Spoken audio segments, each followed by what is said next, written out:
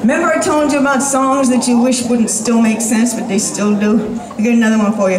This is a song that, do you remember, and some of you can go back a while, back before the rest of you were born. There was this war that they were saying that they weren't having, right? That Vietnam War. Remember for a couple of years they said, no, there's no war in Vietnam, you hippies are crazy. Well, I was one of those hippies. And I was traveling from Mexico to Canada, and I had to spend the night in San Francisco airport. And in the middle of the night, here came these medics, wheeling their friends in wheelchairs and stretchers and gurneys. And the medics told me, oh yes, there is a war in Vietnam. And I got to thinking, who's responsible for war? Is it these poor guys who probably enlisted to do something patriotic or something traditional for their family or to see the world or something? And I thought, oh yeah, there's a responsibility there. And then I got to thinking about career military officers who spend their whole entire adult lives learning how to make war better in colleges of war. And I don't know how it is around here, but in North America we have 5 major, heavily funded, serious colleges of war. Annapolis, West Point, the Army College of War, the Air Force Academy, the Royal Military Academy. We don't have one college to this day of that seriousness, that funding that is dedicated to alternative conflict resolution. So there's still a lot of work to be done in this area, in spite of the fact that I'm real proud of my generation for helping to put that war to an end. But then I'm thinking, well, who is it who actually makes the phone call or presses the button? Oh, it's the politicians, and now I thought I had it. And by the time it was time for me to do my little thing in Toronto that night, I was saying, oh, who is it who votes for the politicians, you know? It's you and me. So this is a song about individual responsibility for the world that we live in. This is called Universal Soldier.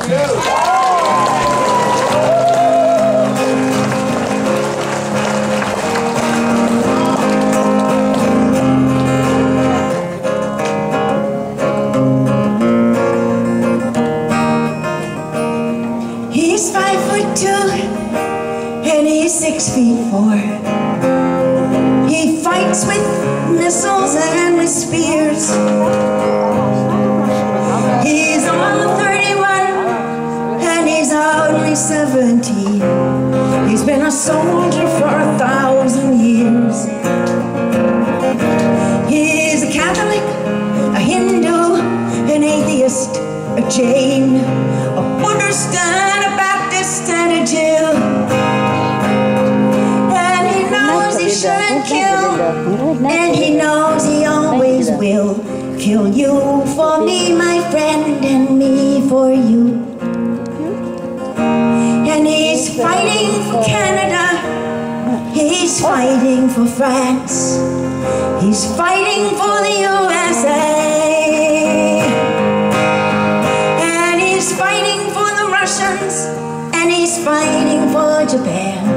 And he thinks we'll put an end to war this way. And he's fighting for democracy and fighting for the Reds. He says it's for the peace of all. He's the one who must decide who's to live and who's to die. And he never sees the writing on the wall.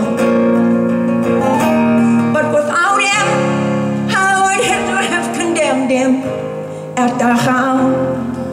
Without him, Caesar would have stood alone. He's the one who gives his body as a weapon to war. And without him, all this killing can't go on. He's the universal soldier, and he really is to blame. But his orders come from no more. They come from him and you and me. And brothers, can't you see? This is not the way we put an end to war.